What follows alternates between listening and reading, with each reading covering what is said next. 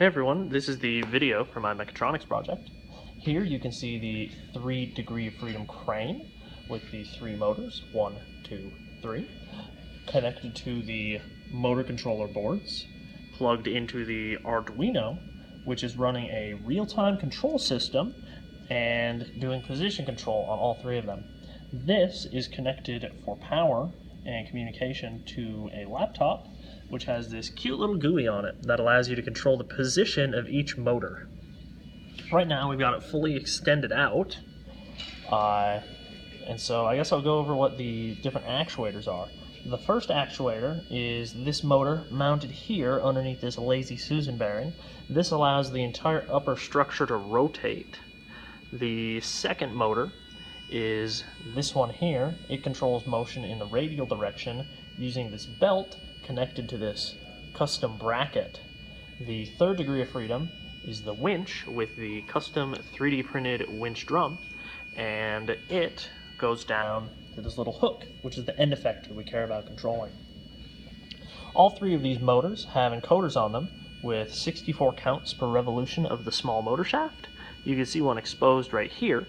And this motor is a 100-to-1 gear ratio, and these other ones are 29-to-1. So that's a pretty good resolution for controlling the end of this hook. Right here, we can see the Simulink model that's actually running on the Arduino right now. This first block takes inputs from the user through the USB cable, and that's going to be a 3-length array of positions in terms of rotations for each of the motors. This block reads the encoders, so you can see here it's just reading the encoder for each motor, converting counts to revolutions and building them into a vector. This trajectory calculator currently takes the input data, converts it from a series of single values into a length 3 array, scales it by 40 so that we can actually have non-integer rotation positions, and then outputs it into the motor controller. This is where all the fun happens. So here you've got this input vector that has the motor position for each of them. You can see there's 3 ports coming off of here for the rotational swing motor, the radial motion belt motor, and the winch. And we also have the encoder for each of them. These are being added and subtracted from each other in order to create an error value, which is going through a PID controller. This will output either a positive or negative value corresponding to counterclockwise or clockwise rotation. So depending on the direction, one of these enable pins is set to 1, the other one is set to 0. That allows the motor drive to use these logic pins here to actually determine what direction which of these should be positive and which should be ground for controlling the motor direction.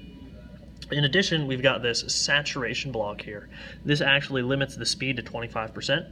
The motors are just too powerful, and the crane is just too lightweight, so they spin way too fast if you don't limit their output. And that's a little unsafe and a little scary.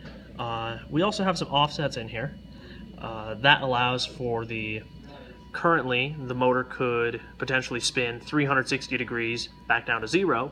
Instead, I would like to spin it between negative 180 and positive 180, or negative 0.5 to positive 0.5 rotations. So this takes a number between 0 and 1 for this input position and subtracts 0.5 from it. That way we can take the motor and we can swing left or we can swing right instead of only being able to swing 360 degrees in one direction. So here we've got the user interface that's actually running it.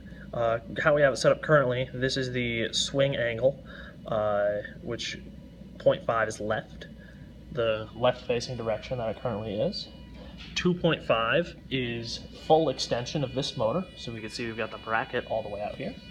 And this third one is the winch, and the winch actually considers the ground to be 0. As you can see, it's hovering just above the ground here. So the easiest motor to control is the winch. We could put in some huge, I guess we don't necessarily want to put in a huge value. We could put in like 2. That'll make the winch do 2 revolutions when I hit send, and it'll just crank this end effector up. There you go. So you can see it running, and it's just wrapping up this string up here. So we can do another rotation, just so you can see. And I can bring it back down.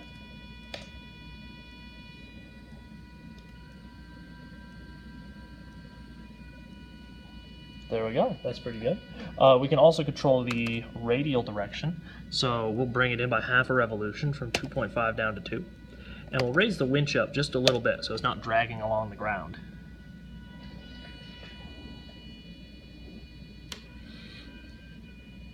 So this motor made a half rotation that pulled this belt back and moved us back this direction. And we also lifted this up a little bit just to keep it in the air.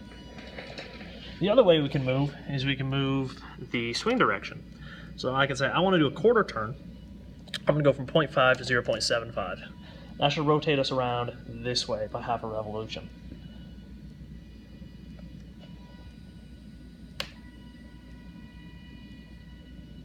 There you go. Because of the way this was built, this motor isn't completely centered inside of this bearing. So to stop the joint from seizing up, there's a pin going into a hole in the side of the top structure here. This allows the pin to move and the motor to move any direction relative to the frame without seizing up. Otherwise it'd make half a turn and seize up because these aren't perfectly centered. And so now I can bring it back, bring the swing back to where it was, bring the radial all the way in, and we'll lift the winch up. And we'll do all three at the same time. Just get my mouse ready on send. So this should swing it back to the orientation it was before. This should be pulled all the way back in, and the winch should be coming up off the ground.